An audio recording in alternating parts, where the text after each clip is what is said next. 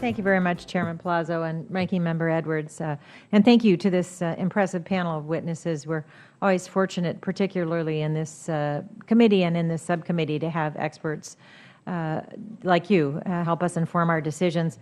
One of the common themes that we hear about in this subcommittee, especially when we're talking about planetary science and human space exploration, is the role that NASA has had in sparking imagination, especially in the next generation. And when we've discussed missions before, we consider what NASA can do that will most effectively inspire the public so they can turn their interest to science and restore our sense of pride in our leadership role in space. And we've had some discussions already this morning about funding and budget levels, and it's my understanding that NASA's recent budget request for planetary science is low enough to force a withdrawal from the European Space Agency-led Mars mission in 2018 and focus instead on a U.S.-led mission in 2020. So I want to ask Dr. Green, what might be the difference between a U.S.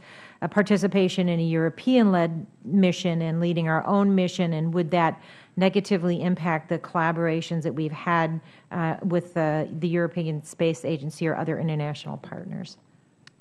We work very well with our international partners, and ESA in particular. In fact, as was earlier mentioned, the Rosetta mission has 3 U.S. experiments on it and a significant portion of another, with more than 40 U.S. scientists that are analyzing that fabulous data that's coming in that's really inspirational in terms of trying to understand what these cometary bodies are and how they interact with the inner part of the solar system. As we move in other areas, ESA has a major desire to go to Mars. Their next Mars mission is a orbiter. It's in 2016. It's going to look at trace gases. And NASA actually has a part of that, a very small part of that, in terms of providing some electrical equipment that allows that orbiter to communicate with our surface assets, whether they are ESA assets or NASA assets. And then in 2018, we've also, although we've scaled back our interaction on 2018, we still have part of a major experiment that we work with the Germans on the 2018 rover. What's happened mostly in our interactions is really the scale of those interactions. In the missions I mentioned, we were actually a minor partner. This is how we've worked the best. One agency leads the effort for which the other is a minor partner and participates and follows that lead.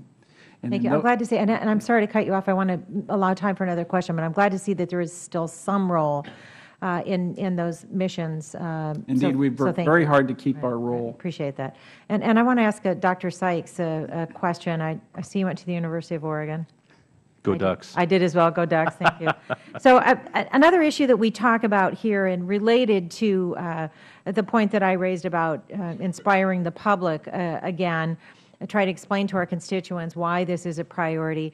Oftentimes I find that the public does not understand all the technologies that have been developed through the space program that have civilian uses. There's lists of them, I think our constituents don't understand that, GPS, memory foam, solar cells, radial tires, and the list goes on, communications, smoke detectors, water filters, that they would not have those products to the extent that they do now without space exploration. So we're always trying to educate our constituency about why this is important. But I wonder, with federal investment in NASA lagging oftentimes when there are tight budgets, some have suggested that the private sector could end up developing technologies that NASA could adopt. And so, analogous to, but different from asteroid mining. So are there good examples to date of private sector technologies being adopted by NASA for planetary science research or other purposes? Is there anything we can do to spur innovation in the private sector? Well, I think the private sector is kicking off pretty well with SpaceX and Virgin Galactic and X-Core developing systems, some of which some of the SpaceX launch vehicles that will, I'm sure, ultimately be used for solar system exploration missions at a reduced cost. And so I think that we're benefiting from that right now, and it's opening up new activities in space through tourism. PSI is working with X-Core on the ATLAS Suborbital Observatory, where we'll send human-tinted telescopes up into space to make observations, and I think that'll be pretty exciting. Terrific. And I see my time has expired. I yield back. Thank you very much.